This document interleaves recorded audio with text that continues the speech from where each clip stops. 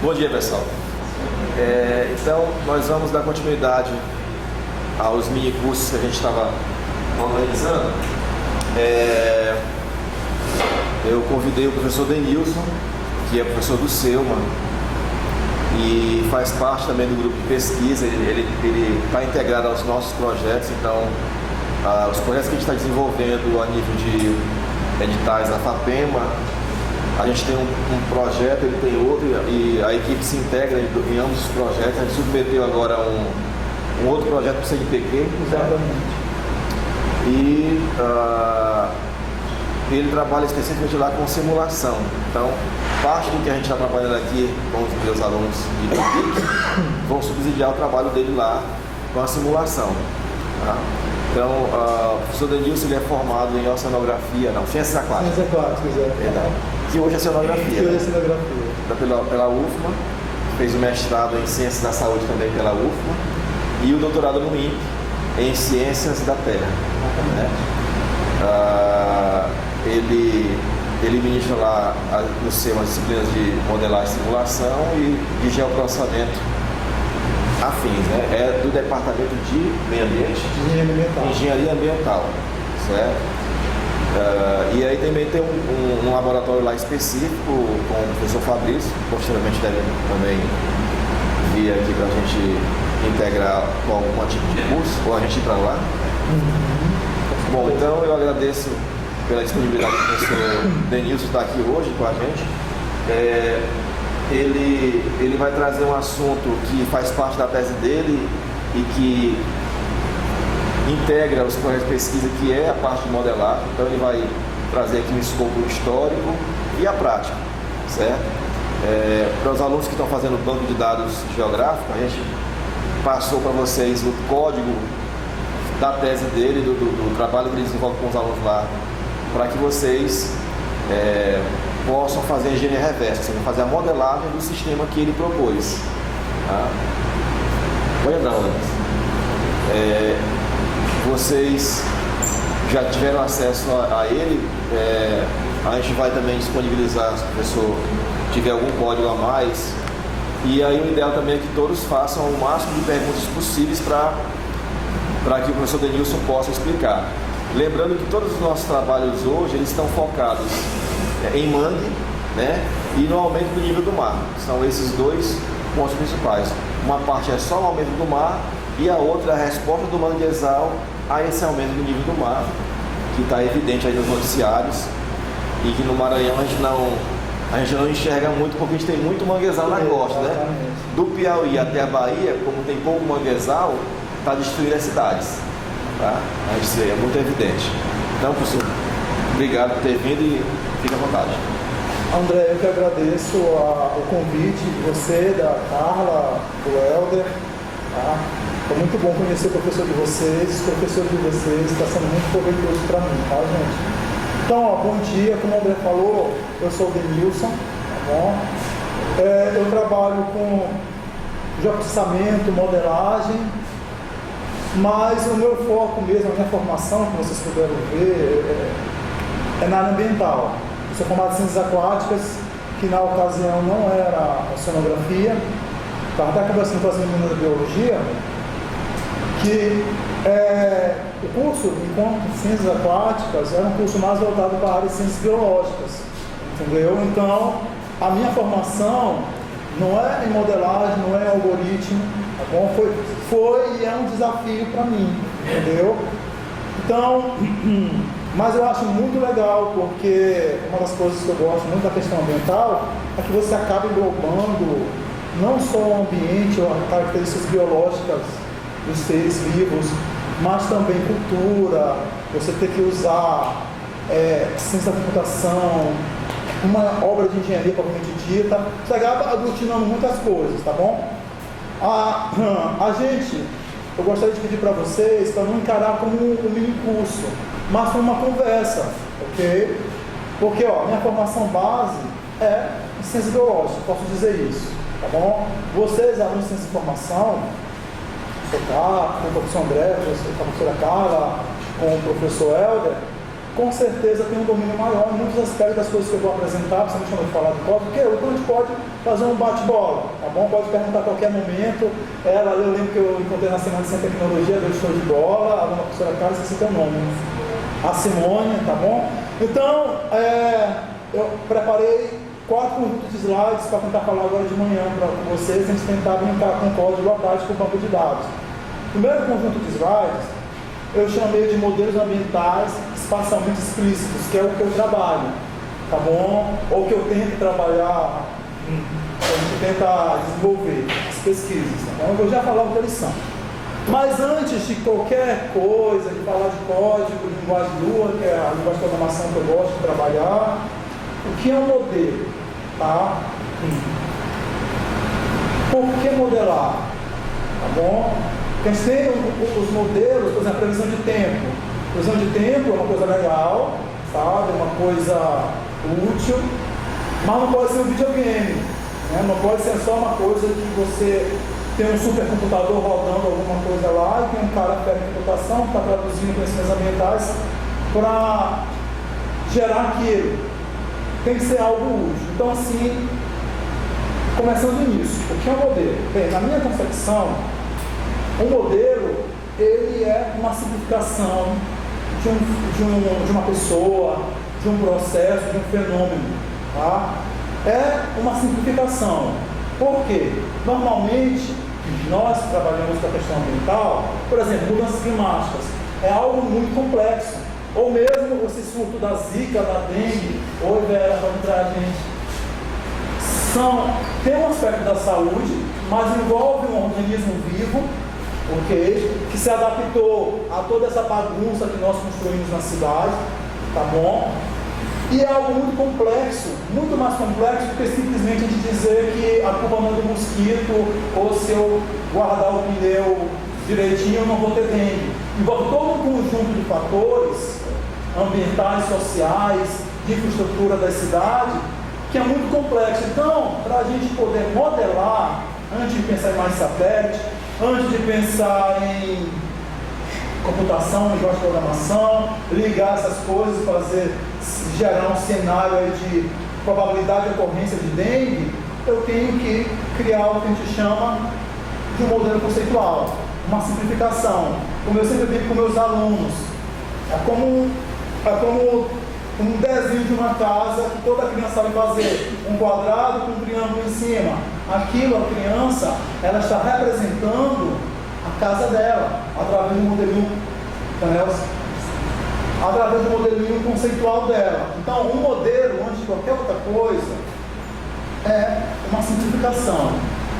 Tá? É você tentar simplificar algo que é complexo, e por mais que a gente tenha uma computação avançada, uma matemática avançada, uma física avançada, possivelmente a gente não vai representar perfeitamente. Possivelmente não, a gente não vai. Bom? Então, mas por quê? Como eu falei para vocês, que provavelmente a verdade, uma verdade absoluta sobre as questões ambientais é algo intangível, que a gente nunca vai chegar com perfeição, tá? Sempre a gente vai ter que aprender alguma coisa, meu amigo, sempre vai ter que aprender alguma coisa nova, mesmo assim a gente não vai chegar a um modelo perfeito, jamais. E na verdade, toda a área da ciência, qualquer área do conhecimento humano, trabalha com modelos conceituais, tá bom? Por exemplo, o átomo. Em algum momento da vida, alguém pensou, bem, se eu quebrar essa mesa, eu vou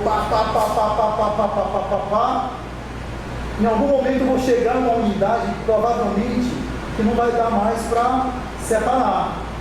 E aquilo, a pessoa, no caso do Dalton lá, ele chamou de átomo. Mas eu pergunto para vocês, o Dalton tinha equipamento, tinha tecnologia para provar, para validar aquilo que ele estava pensando? Não tinha. Mas ele vai deixar de fazer ciência por isso? Não. Ele criou um modelo conceitual. Isso é modelar. Perceba que quando ele fala de computador, não fala de linguagem de programação, não falando de nada. Então, é essa concepção de modelo que eu trabalho. Okay? E você tentar entender um processo, um fenômeno que é muito complexo. Às vezes você não tem como testar com perfeição, e você cria um modelo simplificado que vai te orientar. Ele é simples, mas é útil. E ele sempre pode ser melhorado, tá bom? Mas ele serve como uma base para você tomar suas decisões, para depois você posteriormente realmente organizar um algoritmo, que eu vou falar, principalmente o pessoal da biologia, tá? Depois, fazer implementação em linguagem de programação, tá bom? Então, gente, a gente trabalha com modelos conceituais.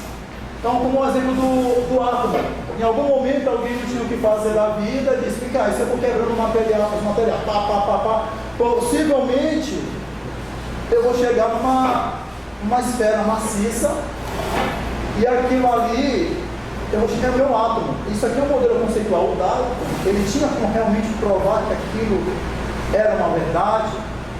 Não tinha, mas o modelo conceitual, a ciência trabalha com modelos conceituais.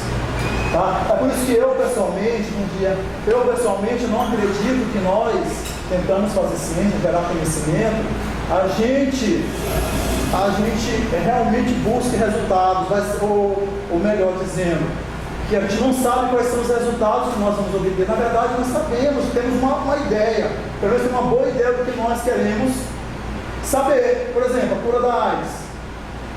Esse é o resultado que nós almejamos, realmente chegar a uma cura definitiva e eficiente para a AIDS. Como realmente chegar a esse fim, a esse resultado, aí são os experimentos, a metodologia, você pesquisar, mas o fim nós já sabemos como é, ou pelo menos o final ideal nós já sabemos o que nós queremos. Então a ciência trabalha com modelos. Aí o Dalton pensou numa esfera maciça para o átomo. Aí já teve outro que pensou naquele modelinho lá do ensino médio de passas, até chegar nos modelos mais atuais. Mas tudo isso aqui são modelos conceituais. Qual é o melhor, qual é o pior? Não tem dessa. Serve para a gente tomar decisão, para a gente melhorar a área do conhecimento humano. Então, na minha concepção, o modelo é isso, você pegar um fenômeno complexo, às vezes você não tem como provar, ou como entender aquilo de toda a complexidade da coisa, e você cria um modelinho conceitual, a casinha lá que toda criança sabe fazer.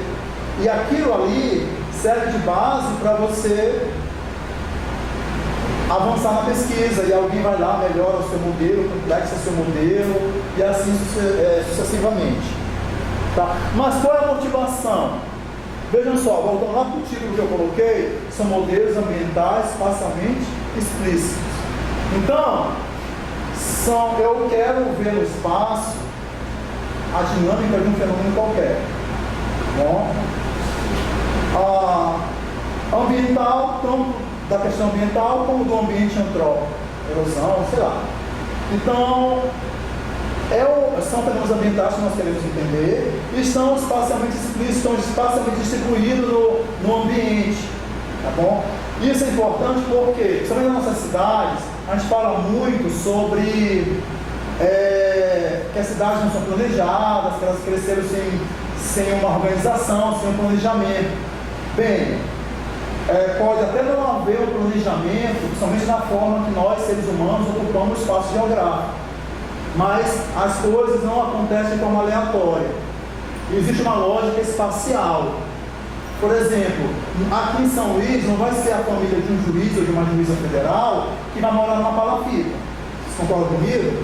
Então, pode até não ter uma organização adequada, mas existe uma lógica espacial que determina a ocupação do espaço, consequentemente as implicações ambientais, consequentemente questões como saúde pública, como é o caso agora, mas está chamando a atenção na questão da zika, dengue, etc. Vamos entrar, meninas, bom dia. Tá? Então é isso que a gente tenta captar, a gente tenta estabelecer padrões. tá? Para se antecipar um fato, que é algo muito complexo, mas interessante. Dada a complexidade da questão ambiental, a complexidade da questão ambiental, eu estou me referindo também, logicamente, a nós, a espécie humana, toda a bagunça que nós fazemos aqui. Um exemplo, eu acho bem interessante, eu sempre dou em sala de aula com meus alunos, é a questão da seca em São Paulo, da estiagem, da falta d'água em São Paulo, que aconteceu nos últimos 2 anos, 3 anos, sei lá. Se a gente for pensar, por que faltou água no Sudeste, somente São Paulo, a capital nacional, no contexto econômico? A gente pode pensar um modelinho conceitual. Eu posso pensar em questões locais e regionais. Bem, falta de investimento, os políticos não fizeram o dever de casa, a cidade cresceu e aumentou a demanda por água. Beleza, tá? Isso aí é um modelo conceitual, tá bom? Que foi discutido muito na televisão, etc. Mas o pessoal do INPA, do Instituto Nacional de Pesquisa da Amazônia, com o pessoal do INPE, do Instituto Nacional de Pesquisas Espaciais, deram uma outra hipótese, fizeram um outro modelo conceitual, que eles fizeram um modelinho matemático computacional para provar. Qual foi o modelo? Eles viram que em Amazônia, as plantinhas da Amazônia tem uma coisa chamada estômago, umas folhas que as alunas de biologia sabem mais do que eu. Esse estômago é bem interessante, porque na alta fotossíntese ele se abre para pegar carbono, ele sequestra carbono, mas ele, com isso ele libera vapor d'água no processo de fotossíntese. Ou seja, literalmente como a planta suasse, suor da planta. Nessa brincadeira, a Amazônia deveria colocar na atmosfera por volta de 20 milhões de litros d'água por dia. E boa parte desse excedente cai no Sudeste. Entendeu? Então, se a gente pensa no modelinho conceitual só localmente, pensando nas questões antrópicas, vamos dizer, do consumo de água, pode ser que a gente não resolva esse problema. Tá? Pessoas da área de computação, da área do meio ambiente, se juntaram e complexaram esse modelo. Tá? Então, vejam só, o que era uma questão já muito complexa, a gente complexou mais, entendeu? Porque a gente está conversando com a derrubada da Amazônia pode influenciar na chuva do Sudeste. Então, toda essa complexidade de fatores que a gente tenta identificar os padrões. Bom, então, essa é a nossa motivação. Como eu falei para vocês, a minha formação não é nada da computação. Eu sofro muito, tá? Por isso, quando eu conheci o André, a Carla e o Helder, eu falei, não, vamos trabalhar em conjunto, pelo amor de Deus, até porque ninguém faz nada sozinho, entendeu? Mas a nossa motivação é essa: trabalhar, identificar modelos conceituais, pensar em modelos conceituais que possam nos subsidiar e ver a complexidade da coisa, para depois ligar um banco de dados geográfico, ligar um código e rodar e ver se o computador nos ajuda a entender um pouquinho mais dos padrões que podem estar acontecendo ali, tá bom? Então, assim, como que eu falei para vocês, então a gente vai ter um cenário complexo.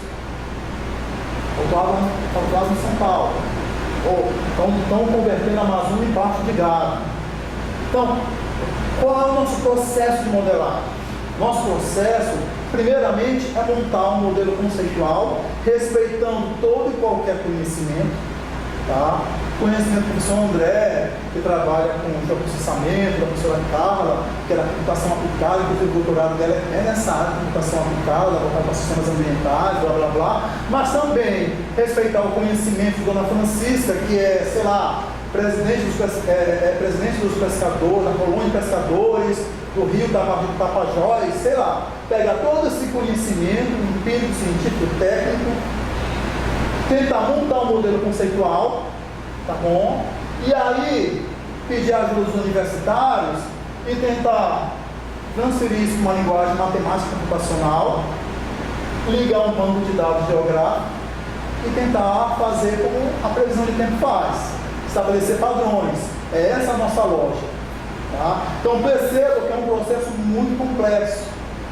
Não tem como um indivíduo Dominar tu pode até ser que tem um super gênio, mas eu acho complicado alguém dominar isso, entender da biologia, entender da economia, dos fatores econômicos são muito importantes, porque eles vão determinar a forma que nós vamos ocupar o espaço geográfico também, um dos fatores.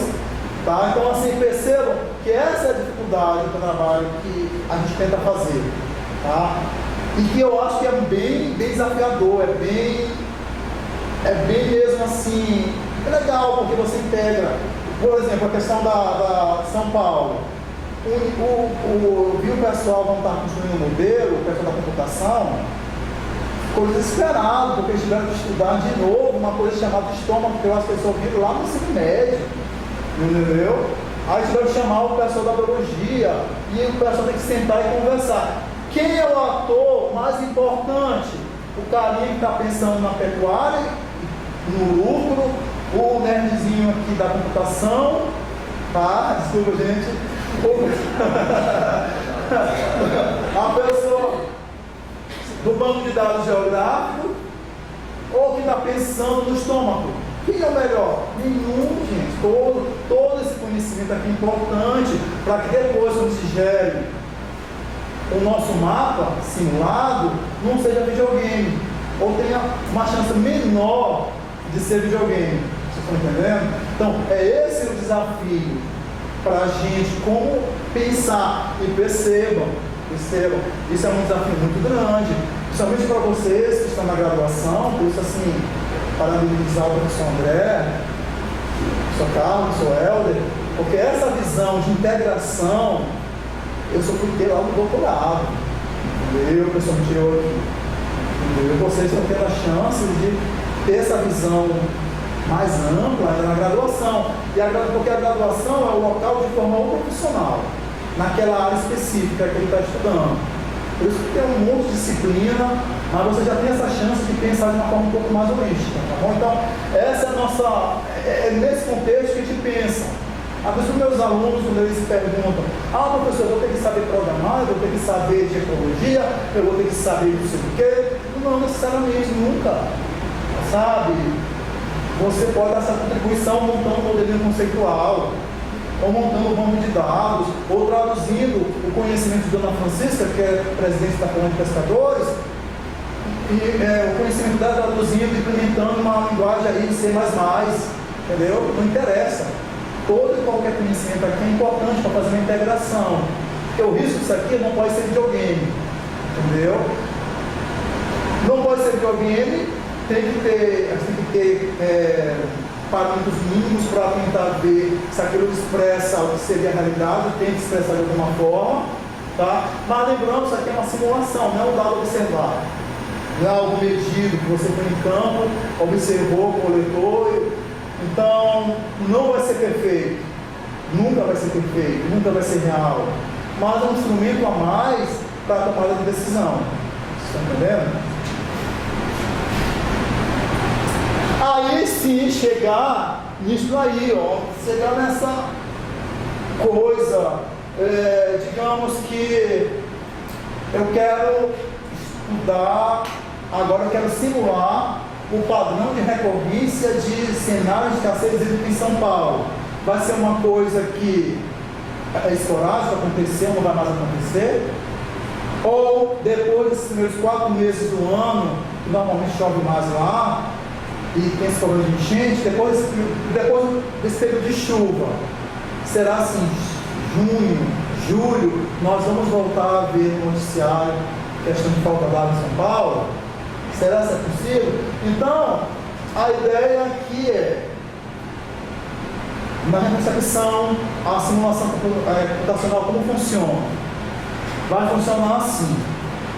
Eu tenho no modelo conceitual, envolvendo conhecimentos ambientais, técnico acadêmico, empírico das pessoas que moram no local, que as pessoas têm um conhecimento muito bacana. Aí depois, você tem aquele conhecimento, tá? Você vai montar um algoritmo, ou seja, você vai montar, você pegou todo um conjunto de conhecimento, você tem um volume muito grande de conhecimento, aí você vai fazer um filtro daquele conhecimento, Você vai montar um algoritmozinho, um protocolo, um passo a passo que vai te ajudar a tomar decisões. Se acontecer aquilo, não faça isso. Se acontecer isso, não faça aquilo outro. Ok? E depois você vai traduzir para uma linguagem computacional qualquer. Java, Lua, C++, Fortran. Aí, principalmente vocês da Centro de Informação sabem mais do que eu. Aí vocês vão ter que ligar isso a um banco de dados geográfico. Tá? Por que um banco de dados geográfico? Porque assim, grosseiramente falando, mas grosseiramente falando mesmo, o que o banco de dados vai nos dizer? Por exemplo, que eu tenho ele aqui de 1980 a 2000. Digamos que eu quero acompanhar, sei lá, a Terra de Manguezal em São Luís. Então, esse registro aqui de imagens de satélite está me mostrando o padrão de perda de manguezais por AP. Então, aqui eu tenho um registro histórico, tá? De dados reais, medidos. Aqui é acionamento remoto, geoprocessamento. Então, aqui realmente é um dado medido. Aí, pode dar, meu amigo. Então, é como se eu tivesse aqui, ó, eu sempre brinco em sala de aula, eu tivesse um tabuleiro de xadrez ou de dama, e eu vou ligar ao meu conjunto de regras. Quem vai me dar as regras? O meu código, que está em linguagem Lua, C++, Fortran, que foi originado de quem? Foi originado lá do meu modelinho conceitual. Então, se eu tenho as regras, e se eu tenho meu tabuleiro, eu junto os dois e consigo movimentar as peças e ver o que acontece. Aí eu posso fazer pergunta: quando muda? Para onde muda? Vai ficar parado? Como muda? Ok? O manguezal ele foi aterrado? Foi. Ele continua sendo aterrado? Qual é o local que tem maior vulnerabilidade? Há processo de aterro em São Luís. Aí a gente consegue fazer perguntinhas, entendeu? Agora percebam que isso aqui é algo muito complexo e desafiador, porque aqui tem que ter questão da computação, sabe? Tem que ter questão de processamento, todo um conjunto de profissionais da área de meio ambiente também, e também o conhecimento empírico das pessoas que vivem no local é sempre um conhecimento muito válido. O que eu gosto disso daqui é que você pode testar, você montou o seu modelinho, você pode testar o que a ciência formal diz, e você pode também testar o conhecimento das pessoas, montar um código, implementar um código com conhecimento da Dona Maria, que vive lá na Associação de Pescadores, e ver os dois rodando e comparar. Então, essa é a lógica com que a gente trabalha, a gente tenta trabalhar. Então, eu sempre falo para meus alunos, eu pessoalmente, eu não sou da computação. Eu trabalho com linguagem Lua, que eu já vou falar para vocês, e um pouquinho da Java, do Java só. Eu sempre brinco, ó, vocês aprendam e me ensinem para a gente fazer mais. De preferência nem me ensinem, apenas faço, só quero feio. Tá? Então, a ideia nossa é estabelecer cenários de causa e efeito. Tá? A gente tentar ver quais são o padrão. Aconteceu isso? Qual é a possível resposta? Tá? Quais são as possíveis respostas? É isso que a gente tenta estabelecer. Lembrando que é simulação, não é real. Tá bom? Mas, se a gente for parar para pensar em questões de mudanças climáticas, por exemplo, boa parte do que a gente discute, que a gente vê na televisão, que a gente lê sobre mudanças climáticas, são modelos computacionais. É o povo tentando entender a lógica, a dinâmica da atmosfera e das possíveis alterações que nós estamos proporcionando lá, e usa computação avançada, supercomputadores para rodar. Então, é algo útil, tá bom? Algo que a gente não tem como fugir. Até porque, será que a gente pode se dar o luxo de dar, porque assim, se tem uma coisa que eu acho que nós seres humanos, a gente já evidenciou que é muito bom, é na capacidade de fazer besteira, entendeu? Então, será que a gente pode se dar o luxo de olhar apenas para o passado, para o presente? Será que a gente tem que ter mecanismo para extrapolar? Então é isso que a gente tenta fazer. Então nossos modelos espacialmente explícitos são exatamente isso daqui, a gente tentar ver qual é o padrão espacial que ele está acontecendo. Tá? A gente tentar, e tudo começa do modelinho conceitual, tá? Na nossa visão, no nosso modo de ver a coisa, tá bom? Aqui já pode ver o modelo espacialmente explícito. Aí aqui é o exemplo de modelagem espacial na Amazônia. Então aqui é o programa GEOMA, que é uma rede lá do Ministério da Ciência, Tecnologia e Inovação, que envolve várias instituições nacionais e internacionais, para entender a Amazônia, o que acontece na Amazônia, o caso lá que eu falei para vocês, os rios aéreos, possivelmente a conversão da Amazônia em parte de gado pode influenciar na questão da seca de São Paulo. E eles têm todo um aporte computacional voltado para a questão de física ambiental, área alagada, biodiversidade, mudança de uso, cobertura do solo, ou seja, dinâmica da população. Eles tentam traduzir computacionalmente todo esse conjunto de conhecimento ambiental. E é algo bem audacioso. Pode falar, meu amigo. O Helder, ele fez o pós-doc dele aqui, ó, no LNCC, Laboratório Nacional de Computação Científica. Olha que chique, Ele fala que esse laboratório faz parte então desse processo. Exato. Quem sabe você não pode fazer também mestrado logo lá, tem mestrado lá, não tem? Olha aí, eu estou dizendo, gente, vocês não têm noção da oportunidade que vocês estão tendo. Ainda na graduação tem esse tipo de visão. É o que eu falo para meus alunos. Querendo ou não, o nosso estado ainda é muito desigual. Isso é um fato. Entendeu? Então, assim, são poucas pessoas, principalmente na graduação, que tem acesso a esse tipo de coisa. Eu, pessoalmente, fui ter essa visão lá no doutorado. Tá? Aí, aqui só um exemplo de modelo. É como eu falei para vocês, aqui é um modelo hidrológico de Minas. Vou voltar, isso aqui são só imagens satélites, modelo digital de elevação. Ó. Então, aqui, ó, bem no contexto de desastres naturais, ou de enchente, que pode acontecer em qualquer local. Uma coisa é eu falar, bem, vai chover em uma serra, num local qualquer aí, tá bom? Porque lá em Minas.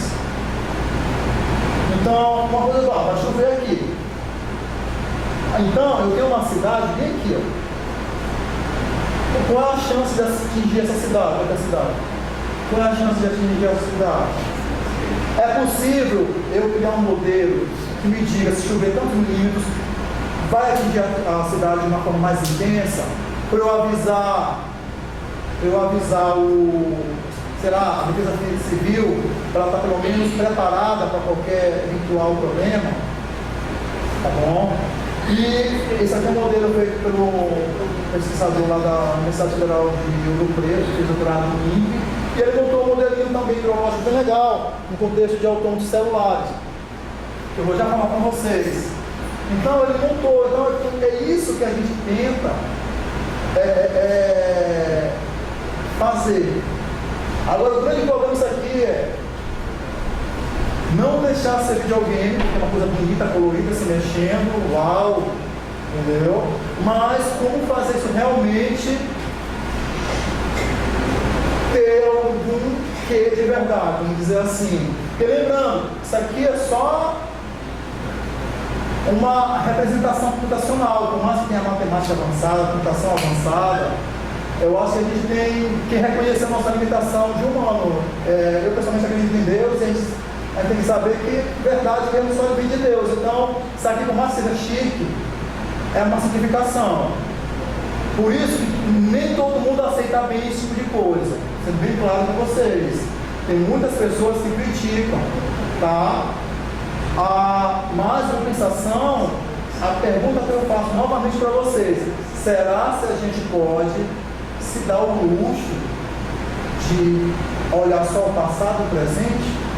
A gente não tem que ter nenhum mecanismo para ver como vai ser a saúde pública em 2025, o crescimento de água em São Paulo, a Amazônia, será que ela vai estar lá mesmo, entendeu? Então, isso é uma ferramenta muito legal.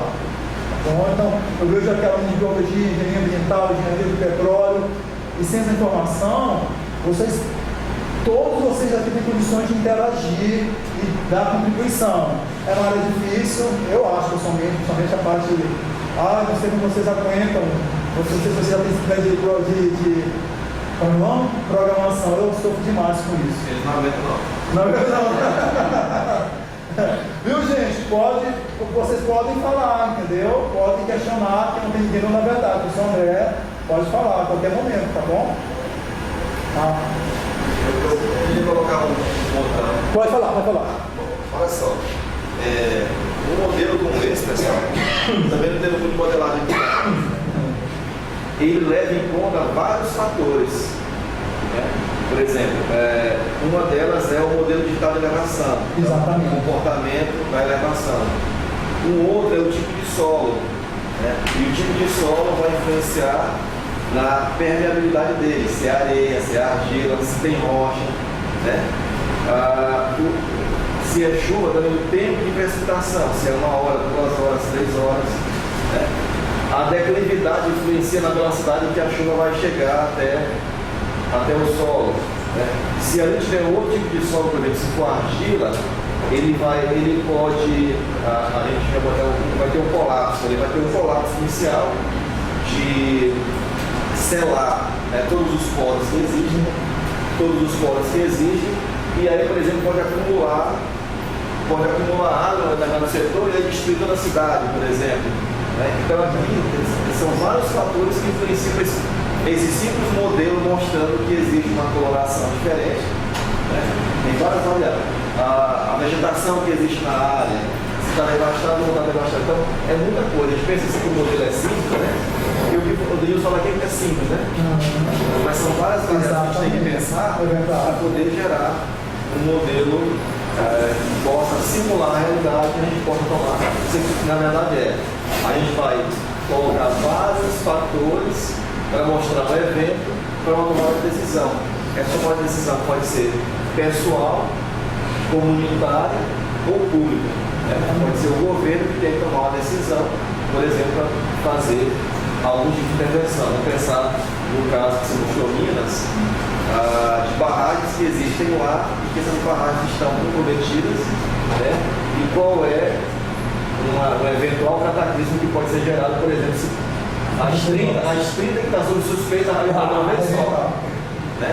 Eu até falei uma questão ontem que, tem a ver também com simulação. A questão de a gente no Brasil não tem problemas do tipo terremoto. Né? E aí mostrando o terremoto que ocorreu no Japão e no Equador destruiu várias casas e tal. Estava com esse povo lá com colegas. Se tiver um terremoto no Brasil, não fica nada em pé. Né? Porque nenhuma casa, nenhuma edificação, nenhum prédio na verdade estava falando o seguinte, sobre aquilo que aconteceu lá no Rio de Janeiro, daquela plataforma cair, as pessoas morreram lá da via ciclista, né? Porque na engenharia, a gente, como na modelagem, a gente prevê, né? Então a gente enxerga o fenômeno e prevê. Então ele prevê lá qual é a carga que vai incidir, como é que ela vai encaixar aquela plataforma numa outra plataforma, mas ele não previu da onda chegar e bater, né? Ele bateu e derrubou, foi só isso. Porque a forma de encaixe que o engenheiro pensou, não era a ponte, geralmente nas pontes, elas não são engastadas, elas não são amarradas, elas são só colocadas. Se houver uma força para cima em qualquer ponte, ela saca, cai. Vamos imaginar que tem um furacão debaixo da ponte do São Francisco. Então é assim, parou, derrubou. Uma tormenta muito grande. Então, se houver um terremoto em São Luís, no Brasil, tudo cai. Porque no Japão, se seria uma ideia, uma fundação tem molas, tem super molas. E quando começa a atuar o terremoto, ela começa a fazer isso, balança, mas não cai. Né? E nem rompe, o concreto não rompe. Aqui, um pequeno terremoto, com certeza vai ter uma catástrofe pública. Então são coisas que a gente precisa prever, né? Tem locais que a gente não vê, não enxerga aquilo. Então, por exemplo, pode acontecer, aqui está uma simulação simples, toda a série histórica de precipitação que existe na região diz que nunca choveu mais do que tantos milímetros por ano ou por hora. Se de repente mudar Né? Então, em uma hora choveu que era para chover o mês todo. Então, você teve uma coisa que foi um evento atípico e aí esse modelo muda. Né? Então, são coisas que às vezes a gente tem que pensar para poder tentar responder melhor. Mas acho que não é acurácia nem precisão, mas uma tentativa de tentar mostrar um resultado. Isso, exatamente. Uma realidade possível. E foi até bom, André, vai falar.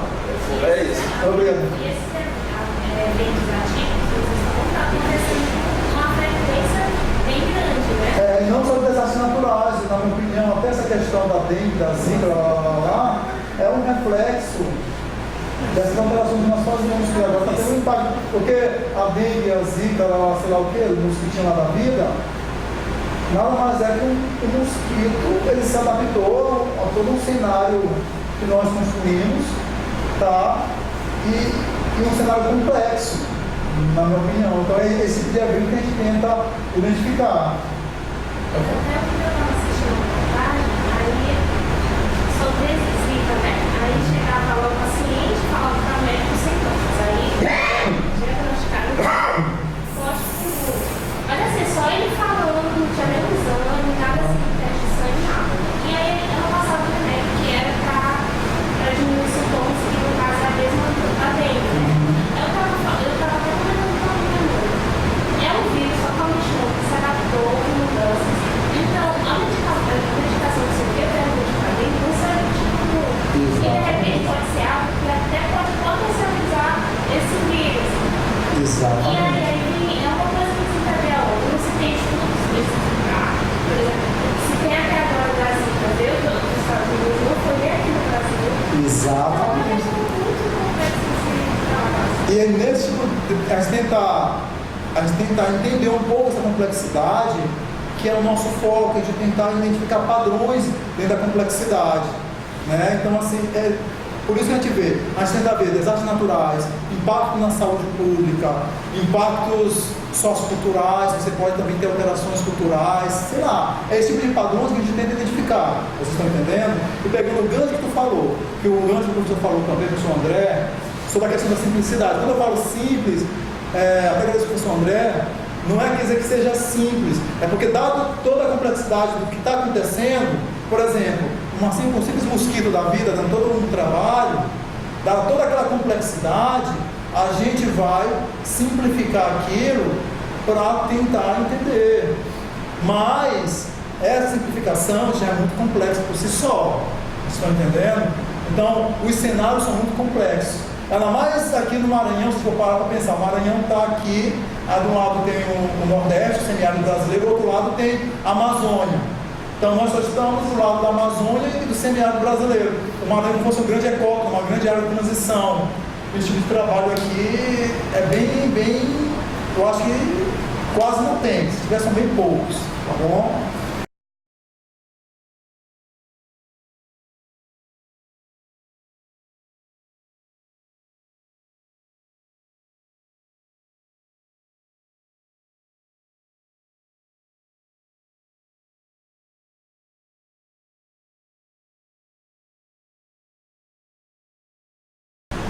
O primeiro conjunto de slides que eu mostrei para vocês foi para quê? Foi para mostrar para vocês, pelo menos, qual é a lógica que eu vejo como modelagem. Bom?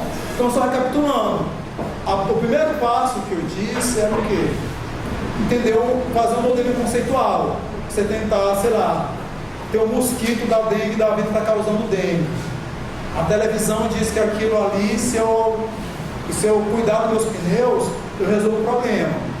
Será que é tão simples assim com um bichinho que está totalmente adaptado a toda a bagunça que nós fizemos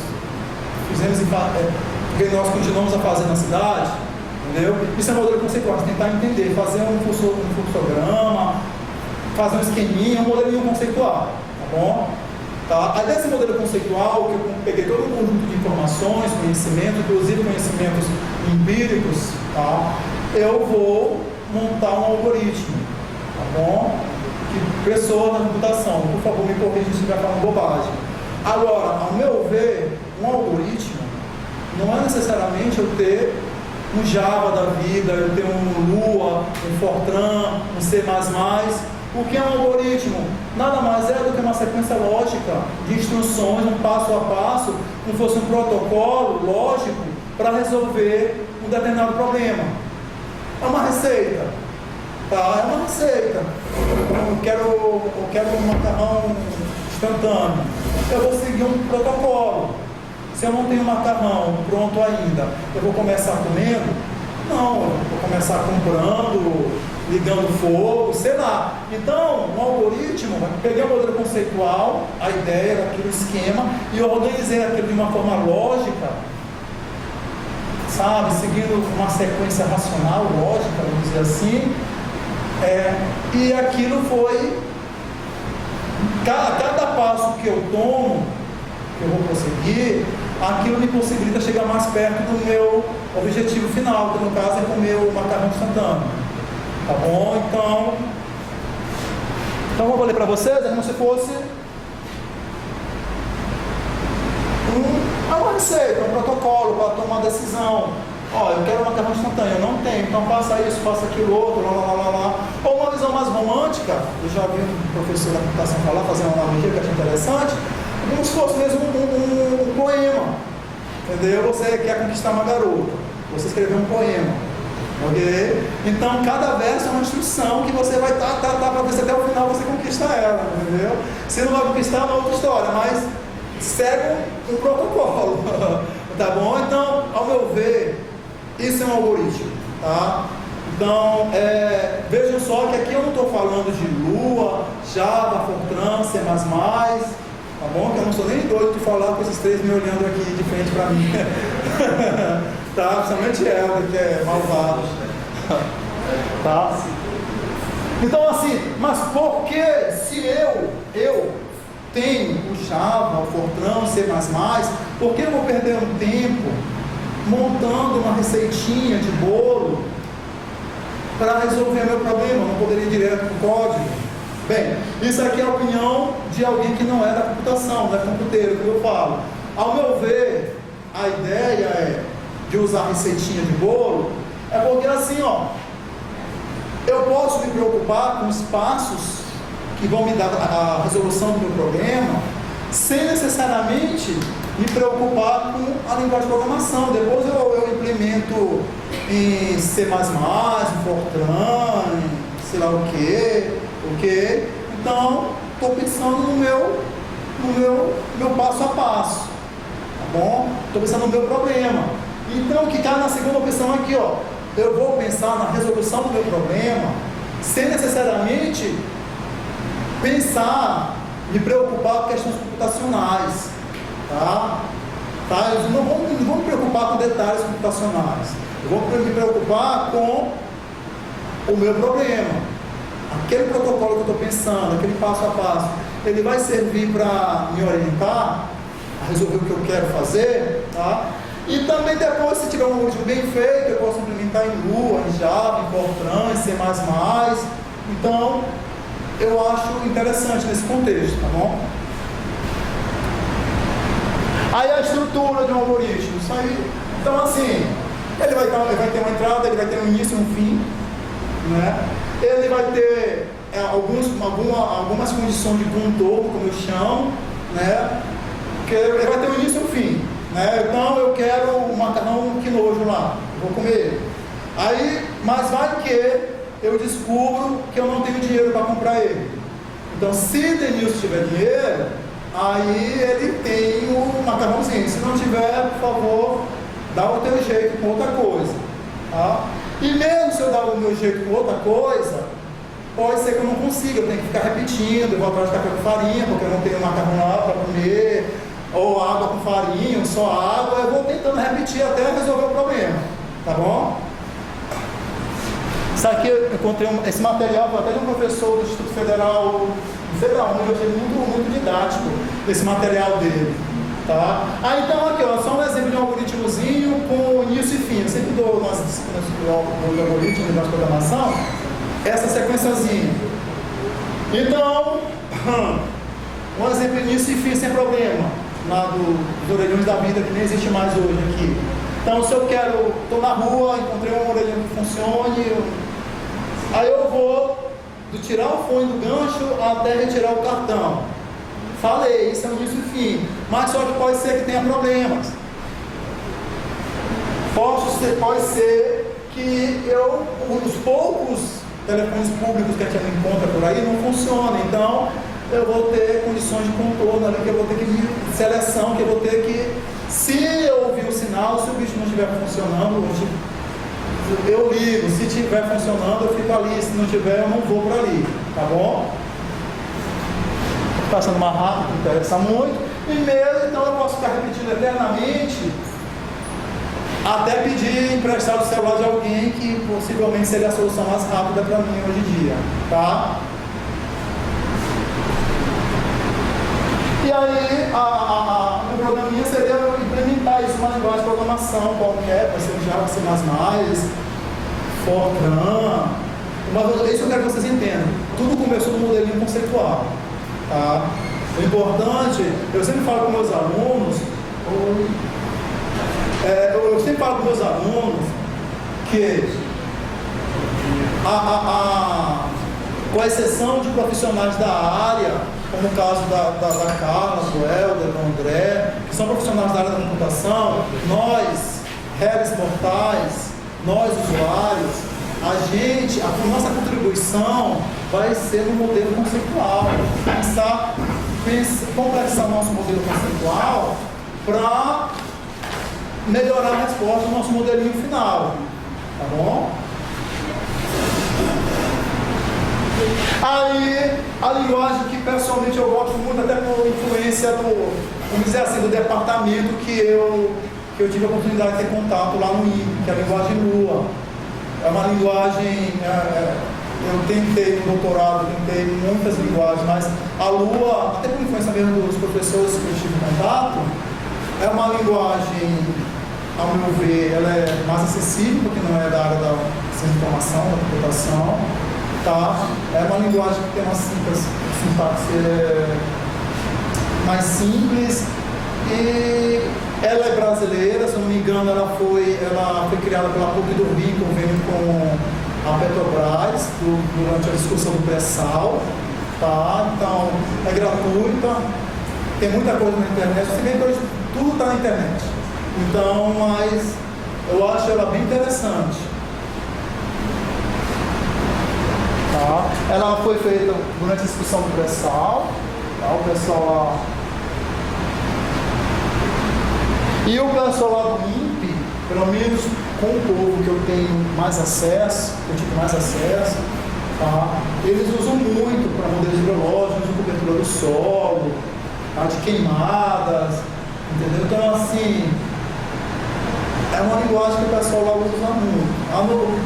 Assim, o pessoal mais ambiental, vamos dizer assim, tá bom? Pelo menos o pessoal que eu tive contato, eles usam muito esse tipo, usavam muito a Lua para fazer os modelinhos funcionarem.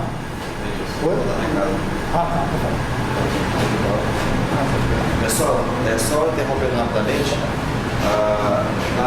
no sábado passado a gente passou na lista do almoço, né? Eu já passei novamente, tem uma lista passando, aí a pessoa coloca o nome e coloca o número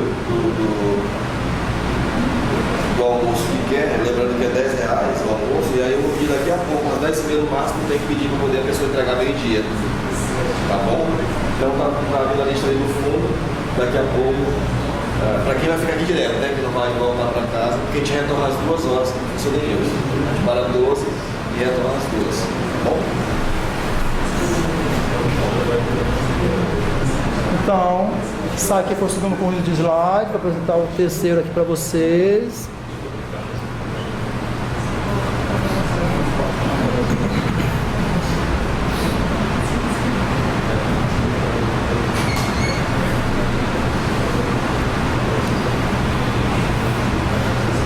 Então, eu vou ler para vocês. A gente tenta representar de forma simplificada a complexidade das coisas que acontecem no nosso planeta. Tá? Uau, foi isso. Sozinho, meu Deus do céu. Então, porque a nossa motivação é dada todo o cenário complexo, principalmente quando envolve pessoas no ambiente, tá bom? Beleza. A gente quer estabelecer causa e efeito, já falei para vocês. Então assim, ó, a gente tenta entender o problema, entender alguma coisa que eu quero estudar. Ah, eu quero estudar, sei lá, quero estudar uso e cobertura do solo. Exatamente. Por que as pessoas da terra humana, por exemplo, mais maranhense de ser? Se a gente for pensar por que se derruba a Amazônia, a vegetação em si tem um valor econômico bem marcante. O solo, se bem trabalhado, pode servir para soja, para o gado, entendeu? Por aí vai. Mas por que a gente aterra mangue? Não, a gente fica pensando, boa parte de São Luís é mangue, aterro de mangue. Bem, a vegetação não tem valor expressivo, tá? É um processo, se a gente for ver, eu derrubei a Amazônia, eu posso ocupar. Se eu derrubo o mangue, eu não posso ocupar, porque a maré continua lavando, enche e vaza. Eu vou ter que aterrar. Eu vou ter que ter um gasto a mais ali. Entendeu? Então, por que eu aterro o mangue? Tá? E aí a pessoa pensa, fica viajando na maionese porque se deve aterrar mangue, porque esse processo é interessante, porque ele acontece. Aí a pessoa tenta encontrar uma razão para aquilo, tá bom? A pressão imobiliária, as pessoas mais humildes são jogadas para a periferia, sei lá, tá bom? E depois a pessoa pega aquele modelinho conceitual e monta na formazinha de um protocolo. Aí ele escolhe uma linguagem de programação qualquer, liga esse código a um banco de dados geográfico, tá bom? E aquele banco de dados, como se fosse um tabuleiro, e eu tenho meu código, são as regras, e a gente faz a simulação e tenta ver o que acontece, tá bom? Então é mais ou menos nesse contexto que eu penso a questão da modelagem, tá? Então percebo que é um processo, eu volto a dizer, na minha opinião, complexo, tem um desafio muito grande, tá bom? E muito marcante, porque vários profissionais podem estar conversando, estar interagindo. Por isso que eu acho muito legal vocês terem, cada um de vocês ter essa oportunidade, porque essas questões de interação entre áreas eu só fui ver mesmo no doutorado, entendeu? Na época da graduação eu estava feliz porque eu só tinha cálculo 1 e pensando que nunca mais ia ver nada disso na vida, entendeu? Então, vocês conseguem ter essa interação ainda na graduação, isso é bem legal. Deixa eu ver o que foi mais que eu pensei. Então sim. Eu tenho, vamos dizer assim, tem uma técnica de modelagem, um modelo, um formato de modelo, vamos dizer assim, chamado de autômato celular, que é um modelinho, é um método, vamos dizer assim, computacional que eu gosto muito de trabalhar, tá? Para representar o espaço físico, tá? Para tentar colocar no mundo a questão espacial, no computador a questão espacial, que é esse método de autômato celular. Basicamente, o que é um autômato celular? Vejam só, aqui eu expliquei para vocês sobre a questão do modelo conceitual, do algoritmo, e depois implementar uma linguagem de computação qualquer. Tá? O método do autômato celular já vai ser eu montar o meu tabuleiro. Agora eu já defini minhas regras, eu já sei qual linguagem de programação eu vou utilizar para minha regra, ou minhas regras, e agora eu preciso montar o meu tabuleirozinho, tá? Eu preciso construir ele, tá? E esse método de autômato celular, ele é bem legal, ele consiste basicamente em quê? Eu dividi meu mundo em caixinhas. Tá? É como se fosse uma matriz do Excel ou do Access, e eu vou ter colunas e linhas, tá? E logicamente a união de cada coluna e cada linha vai ser uma célula, ok? Por isso que eu disse, como se fosse um tabuleiro de xadrez. Você vai estar abrindo um tabuleiro, você vai ter as casas, você vai ter as linhas, as colunas, tá bom? E cada célula vai ter, vamos dizer assim, vai ter como se tivesse um nome e suas características específicas. Vai ter um atributo, ou vários atributos, vai ter um status, tá? Vai ser uma célula de mangue, vai ser uma célula, sei lá, de areia, uma célula de solo exposto, ok? Vai ter um status, aquela célula vai ter um nomezinho, e ela vai ter um conjunto de atributos, vai ter uma altimetria, vai ter uma classe de solos. É como eu tenho um nome, e eu tenho os atributos, eu tenho idade, eu tenho sexo, eu tenho faixa etária, sei lá, tá bom? E nessa brincadeira a gente vai construir um ambiente, tá? Num mundozinho quadrado de C. Então, vai ter os estados, já falei, blá blá blá. Eu vou ter um conjunto de regras, eu vou ter como se fosse... Gente do céu! Eu acho que eu mesclei. Isso daqui é um slide que eu peguei do Gilberto Câmara, do orientador da cara, que eu achei bem legal. Então assim, ó, eu vou ter o meu espaço celular, no chão, eu vou ter minha matriz. Cada célula dessa minha matriz, ela vai ter um nome, que é o principal, tá? E ela vai ter um conjunto de atributos. Como o André falou lá sobre o modelo hidrológico, olha gente, o modelo hidrológico, então eu vou ter uma célula chamada água, ok? Ou uma célula chamada, sei lá, chão seco, sei lá, chutando. Além do nome, cada célula vai ter um atributo, vai ter uma altimetria, vai ter uma classe de solo, você está entendendo? E nesse meu mundinho quadrado de C, eu vou ligar o meu código, que tem minhas regrinhas. E o que o computador vai fazer? Ele vai varrer o espaço celular, obedecendo as regrinhas que estão contidas no código, e vai ver a interação entre uma célula e outra. Tá? Então, eu tenho células, essas células têm um nome, têm um atributo, ou vários atributos, e essas células precisam identificar quais são suas células vizinhas, para interagir entre si. Entendeu? Uma célula que está aqui, está pegando fogo. Qual é a célula essa que pode contaminar com fogo? Ok? Ou uma célula que está enchendo, está tendo uma elevação do mar. Qual é a célula que ela vai derramar água? Está entendendo? E essas regrinhas, quem vai me dar é o meu código, que nasce do meu modelo conceitual. Tá bom? E assim a gente vai construindo. Talvez o próximo slide que o computador insistiu em colocar sozinho exemplifique melhor. Então, eu tenho uma foto aérea, uma imagem satélite qualquer da vida, de alguma coisa pegando fogo. Tá? Uma área pegando fogo. Então eu tenho a área ali onde tem a fumaça que já pegou fogo, eu tenho essa linha aqui do fogo avançando, e eu tenho uma vegetação que ainda não pegou fogo. Tá?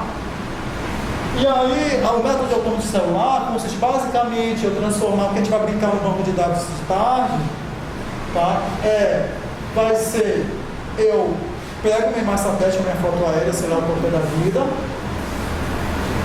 construo o que eu chamo de espaço celular, uma matriz, como se fosse uma matriz Excel, do Access, tá? Cada célula vai ter um estado, e sei lá, célula que pegou fogo, célula que está queimando, vegetação intacta, sei lá, tá?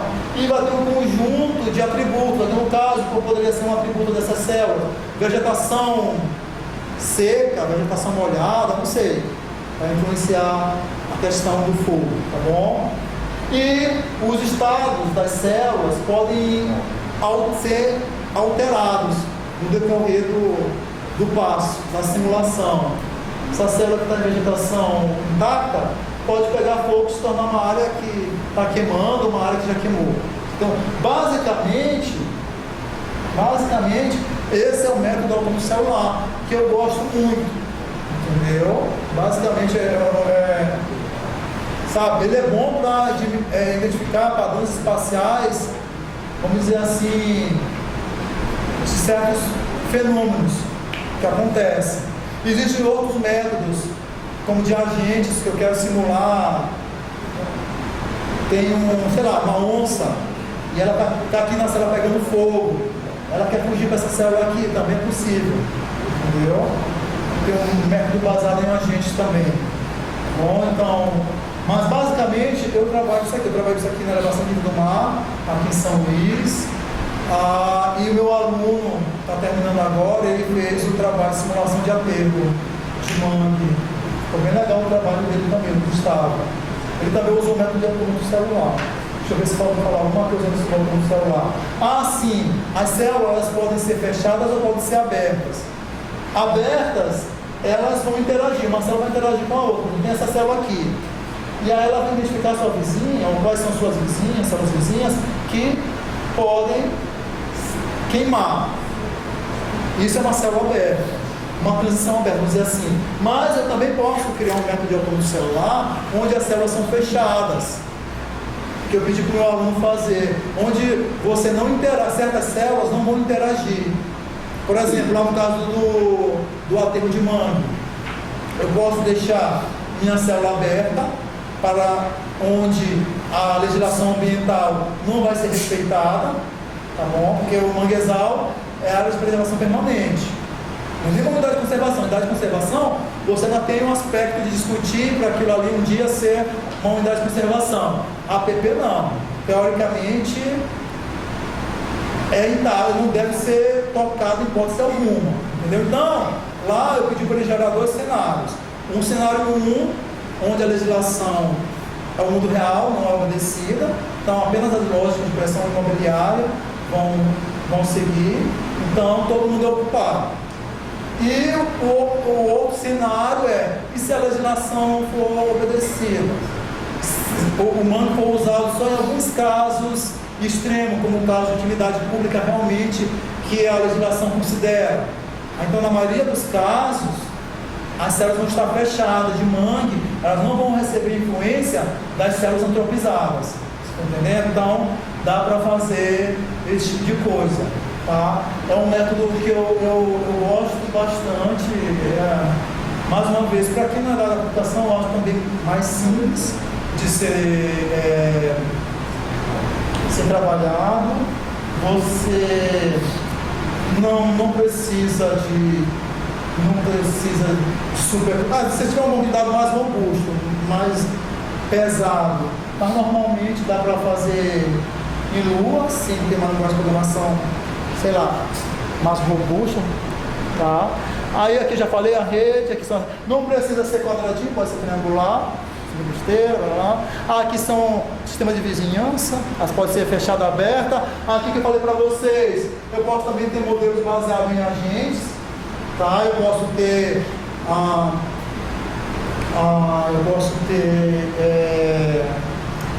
sei lá, eu estou querendo simular, até mostrei para os meninos, a última vez que se encontrou lá no Selma, modelinho para simular como as formigas buscam alimento.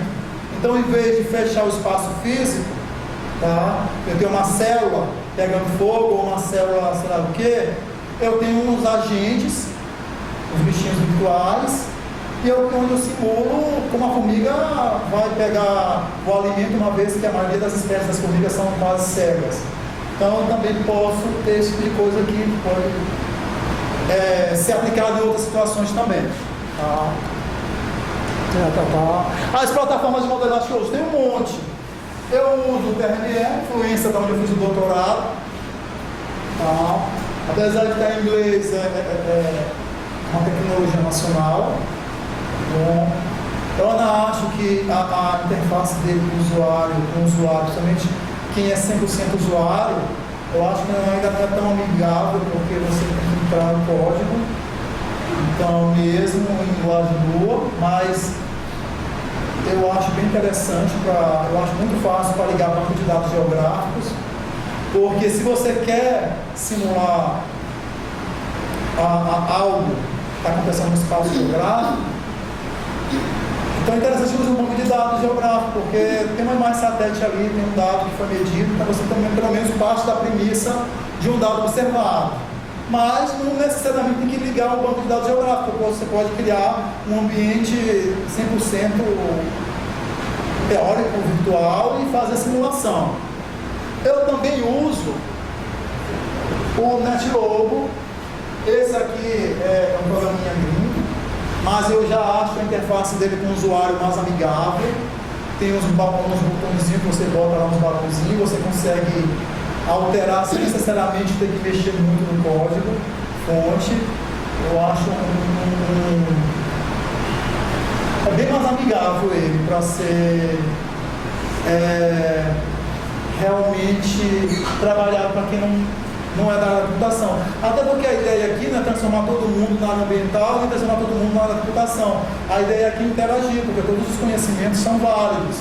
Entendeu? O importante é que o objeto que você quer estudar ele seja representado de uma forma minimamente decente, para não virar videogame, entendeu? Uma coisa colorida e cheia de florzinha, mas que na prática não resolva os nossos problemas, tá?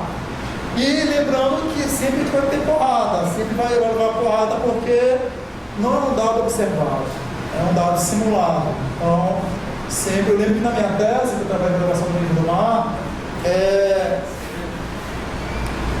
me bateram muito, porque eu não tinha dados de elevação do nível do mar. Eu peguei dados da Marinha. Da Marinha não, perdão, eu peguei o cenário do TCC. Da Marinha eu peguei a maré, que já é uma simulação. Entendeu? Então, para simular a maré, eu já peguei a maré, peguei algo simular. E para elevação do nível do mar, eu peguei o que o PCC diz. E aí me bateram, não que eu tinha para fazer, entendeu? Não teve o que fazer, tá? Então, esses conjuntos de dados já está acabando. Aqui só alguns exemplos, já mostrei para você o modelo hidrológico, lá do pessoal do INPE.